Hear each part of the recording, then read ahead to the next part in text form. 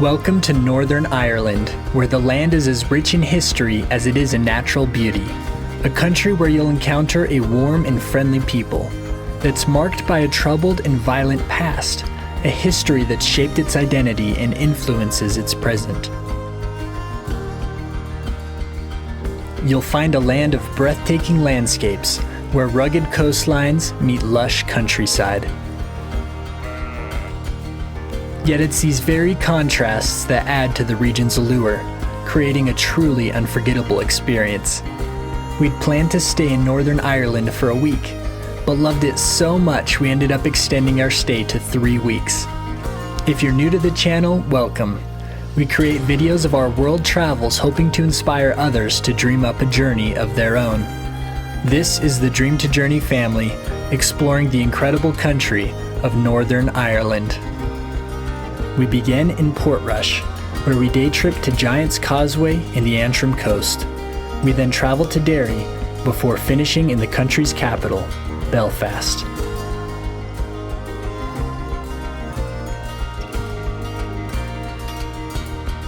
As the plane dips lower over Ireland, the view from above transforms into a patchwork of emerald fields.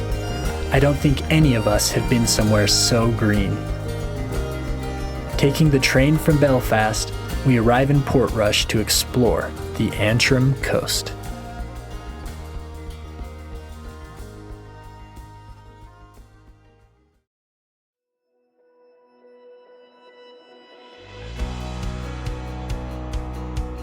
We begin on a short 20-minute hike along the coast to the Carrick-A-Rede bridge.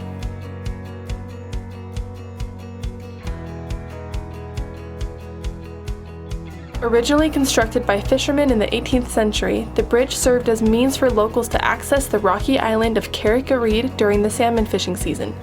Over the years, the bridge evolved from a practical necessity to a popular tourist attraction.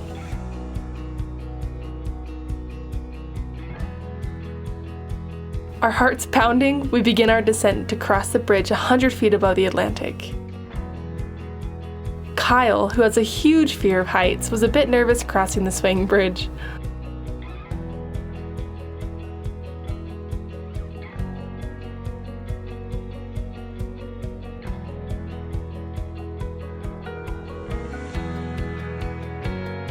But having made it across, we took in the breathtaking coastal views from our own little island.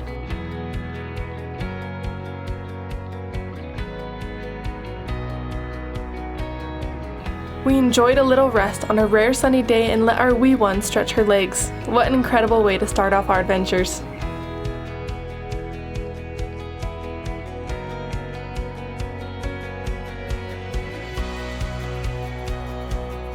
Nearby is the historic Crosskeys Inn, which was built in 1740 and is Ireland's oldest thatched pub. The owner of the pub greeted us and took us on a tour. The Crosskeys Inn has all the charming quirks one may expect, including a low ceiling. I'm not gonna lie, I felt like Gandalf when he first entered Bilbo Baggins' home in Lord of the Rings.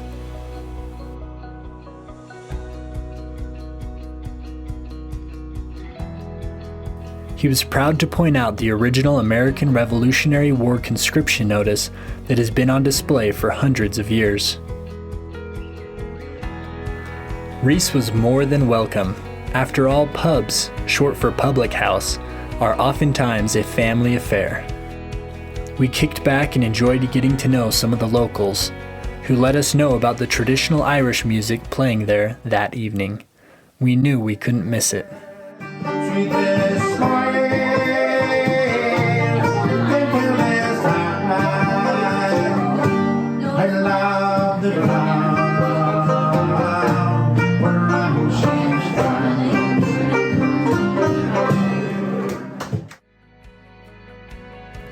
The seaside resort town of Portrush made a great home base for our time on the Antrim coast. We loved walking the pristine beaches and swimming on the rare but warm sunny days. The northern tip of Ireland is about the same latitude as parts of Alaska, so during the summer the sun doesn't set until about 11 p.m. Some of us were a little too enthusiastic about the beach. After an afternoon nap in the sun, Kyle woke up with a surprise. Did you have fun out in the sun today? Yeah. How much fun? Too much fun. Too much fun. I got fried. Oh my gosh. This might just be the first sunburn ever recorded in Northern Ireland.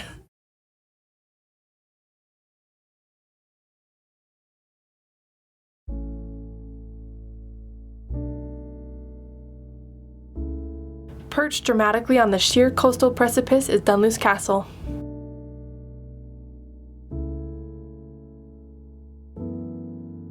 Built in the 13th century, it became the home of the MacDonald clan and was once surrounded by an entire community.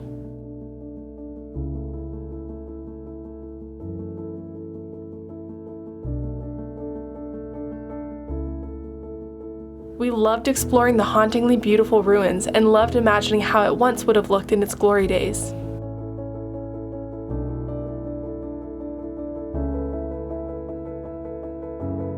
It would have been difficult living in a stone castle on the edge of the cold Atlantic, especially during the wet and windy winter months. In the year 1639, a part of the castle once collapsed during a storm, taking the kitchen and several unfortunate cooks straight into the ocean. Speaking of poor weather, Northern Ireland is known for its unpredictable weather, so be prepared for rain, wind, and enjoy the occasional bursts of sunshine. Layer your clothing and always carry a waterproof jacket or umbrella.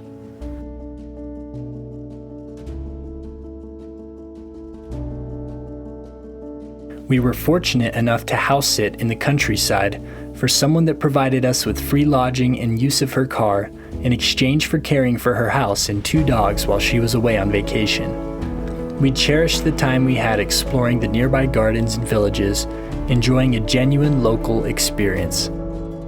We house sat for 9 nights and saved over $1,000. Scan the QR code or see a link in the description below for the house sitting service we have come to rely on at no extra cost to you. Thank you for supporting our channel. This was my first time driving on the left side of the roadway, and there was definitely a learning curve at first. How does it feel being on the right side of the car? It feels like I'm driving through a mirror. Like everything is just backwards and upside down. And it's just different. Do you feel used to it though? Or not yet still? Not yet. It's only been a day since I've been driving. And I'm definitely getting more comfortable with the idea. My favorite part is how you are such a gentleman here, and you're always opening my door for me. Yes, I forget that the steering wheel's on this side.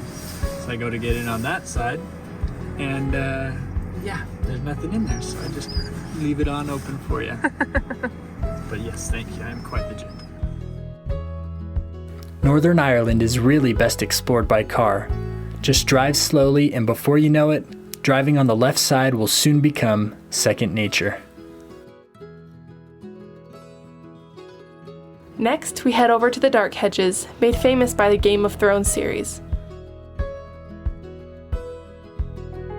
This beech tree road has quickly become one of Northern Ireland's most iconic sights, and it's not hard to imagine why.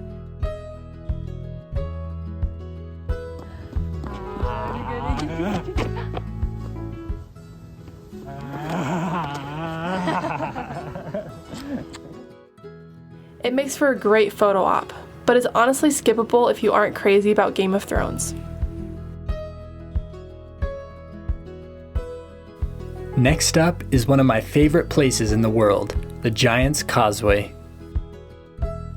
A bus line connects a lot of the major sites on the Antrim coast, but it runs every 30 minutes or so in the peak season and even more infrequently in off months. Make sure to carry cash with you for a bus ticket if this is your choice of transportation. Our jaws dropped when we first descended along the coastal cliffs to the Giant's Causeway.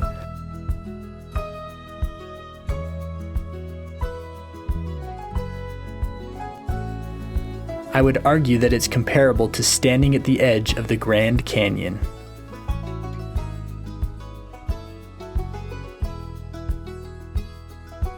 Before we went too far, Bailey'd already found a comfortable spot to rest. What was that here, huh? Taking a little break? Yeah. It just looked so nice and soft, and it proved out it was. Proved to be it feels like a normal grass lawn. And then re-slice it. Comprising over 40,000 interlocking hexagonal basalt columns, this UNESCO World Heritage Site is a result of ancient volcanic activity dating back millions of years. Reese was having a tough time walking across the columns at first, but soon got a hang of things. The surreal landscape has inspired myths and legends for centuries. The legend goes that the Causeway was built by an Irish giant as a pathway to Scotland to confront his rival. You can even still see the giant's shoe as proof of this legend.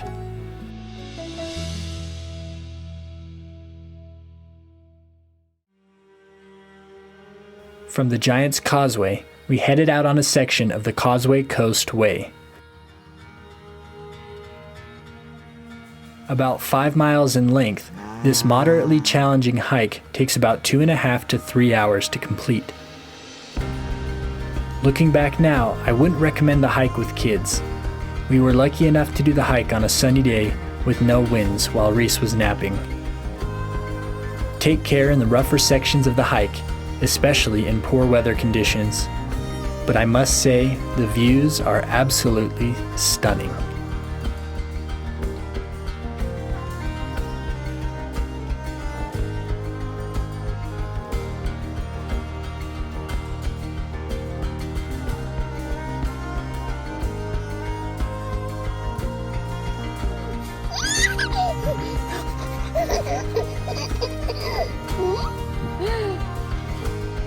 The hike ends at the historic 5th century Dunluce Castle, where St. Patrick is said to have once visited. From here, public transportation is available to take you to your next destination.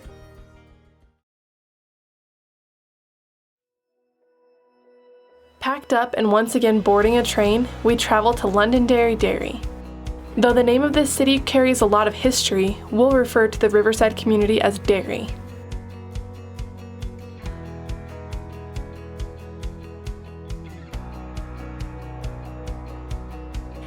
It is easy to say we felt right at home in Derry, genuine folks going about their days, comfortable homes, and no flashy tourism.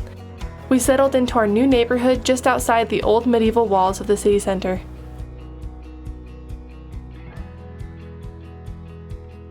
Go cheese! Cheese! Looking to get our Derry legs moving, we joined a walking tour group led by a true Derry local. No reservations required, but we do recommend arriving early to chat with other travelers and to get a good spot to hear the guide.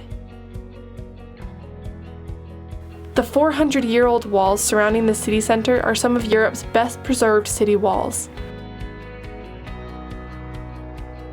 Open for all to stroll, you'll hear local musicians, get close to some of the city's most iconic architecture, and have beautiful views of both city, countryside, and river. The trying times seen by these walls show the fighting power of the Irish, with battles and conflicts both old and new. We walked atop these walls filled with awe at the standing power of surviving such a history.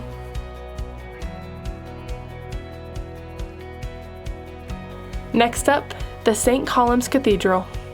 The oldest building standing in Derry, St. Colum's Cathedral is an amazing work of Gothic, Renaissance, and Scottish baronial architecture. We were touched by the passionate and kind guides that we came across all over the city. We felt very catered to as they took time to show some American travelers remnants of U.S. military bases that were nearby in the 1950s. In the 1950s, I was introduced to Wrigley's.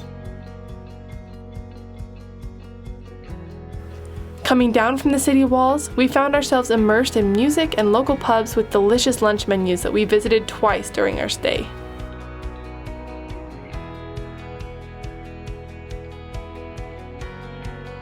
The iconic Derry Guildhall was free and a great way to immerse yourself in the history of Londonderry, Derry. Maybe even to do a bit of medieval shopping for the whole family.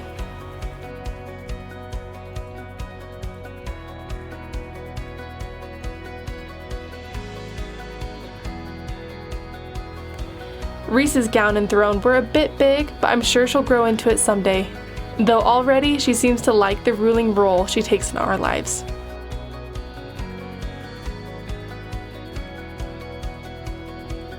One of our most memorable meals was at the Castle Street Social, where we ordered a traditional Sunday roast, and we loved it so much we forgot to film any footage of it.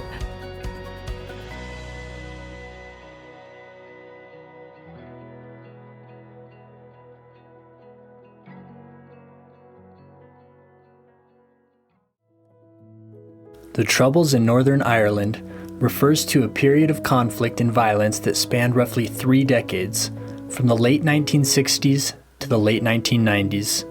On Sunday, January 30th, 1972, here in Derry, British soldiers opened fire on unarmed civil rights protesters during a march in the Bogside area of the city. 13 people were killed outright, and another victim tragically died later from injuries sustained during the shooting. Many others were injured, some severely. The Museum of Free Derry's collection of artifacts and personal testimonies offer a poignant insight into the experiences of those who lived through this tumultuous period. On display are the clothes of the victims of Bloody Sunday. The Troubles were primarily a conflict between Unionists, who were predominantly Protestant and wanted Northern Ireland to remain part of the United Kingdom, and Nationalists, who were mainly Catholic and sought reunification with the Republic of Ireland.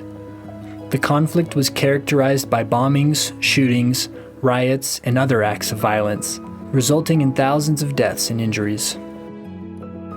Leaving the museum, we walked along the Bogside murals, powerful works of art that tell the story of Derry's struggle for civil rights and justice. The conflict had a devastating effect on both sides of the conflict. Our friend and house sitter host was kind enough to share with us her experience of growing up in a Protestant family during the Troubles. One memory she shared was going to the mall with her mother as a teenager and being searched for bombs before being allowed to enter. The Good Friday Agreement of 1998 brought a semblance of peace and power-sharing governance to Northern Ireland. But the legacy of the Troubles continued to shape its society and politics. Something changed deep within us while in Derry. Inspired by the resilience and spirit of the people here in Northern Ireland, we carry with us a renewed commitment to stand in solidarity with those who seek truth, justice, and peace in the face of adversity.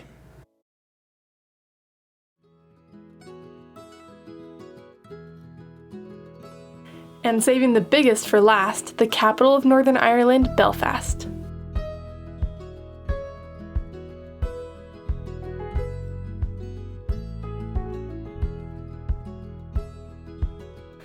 Hopping on our first double-decker bus, we got an eagle-eye view of the bustling streets of Belfast.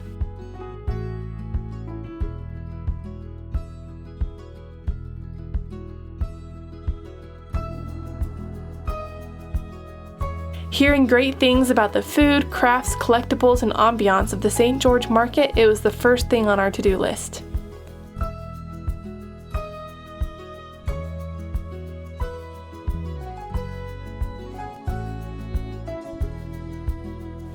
The rest of the day was for the newer Titanic Museum, opened just shy of 100 years since the completion of the infamous cruise liner.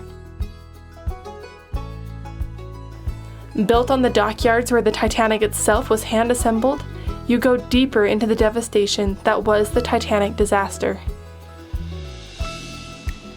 Down in the dark, you are surrounded by the names of those who died when the Titanic struck an iceberg. They begin to feel even more real and moving as you see recovered personal items from ship passengers on display, such as this violin and pocket watch. This is a must-visit in Belfast. They have really done a great job at bringing the history to life.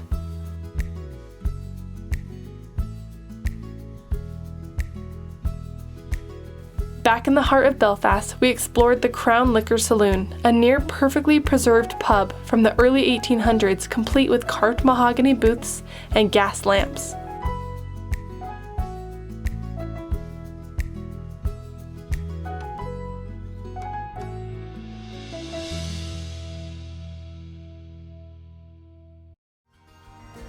As our adventure through Northern Ireland draws to a close, we reflect on the profound contrasts and beauty of this land, enriched by its kind and resilient people. From the rugged coastlines to the historic streets of Derry and Belfast, each moment has left a mark on our hearts. If you enjoyed this video, consider journeying along with us by subscribing. Next time, we find ourselves exploring Ireland. Thanks for watching, and as always, dream big and enjoy the journey. You're stealing her snacks, Mama.